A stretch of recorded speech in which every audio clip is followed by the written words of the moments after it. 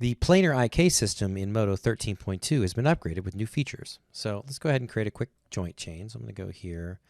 We'll make our kind of standard elbow.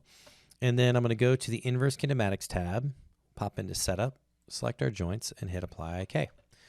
Hop out of Setup, and we have a 2D planar IK system.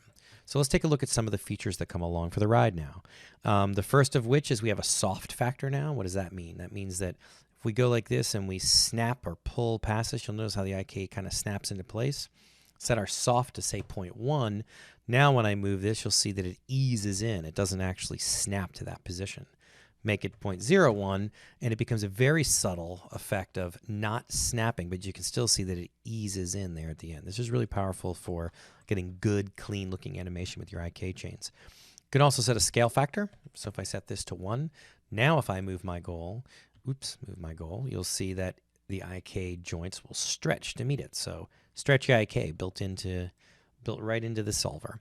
We'll set this back to 0. We have our global orient, which will allow us to do, our pull vector type effects. And probably the most powerful new feature in the IK system in 13.2 is the ability to go into setup mode and make changes to your IK without having to delete it and re-add it. So if we go to our blend, set this to 0. Now I can select my joints here. Let's go to our joint tool. Oops, I'll just do this again. Let's undo that so we're not adding new joints to the system. And I'm just going to change its setup. So I'm going to go here. We're going to say that this is actually where I want my IK to default to. I'm going to grab my locator, my goal, go here, and we're just going to match its position. And then here say reset solver from FK, which basically this change that you've made, you say, hey, this is what I want the default to be. Hop out of setup mode, turn our IK back on, and voila, we have an IK chain that has been modified in setup mode.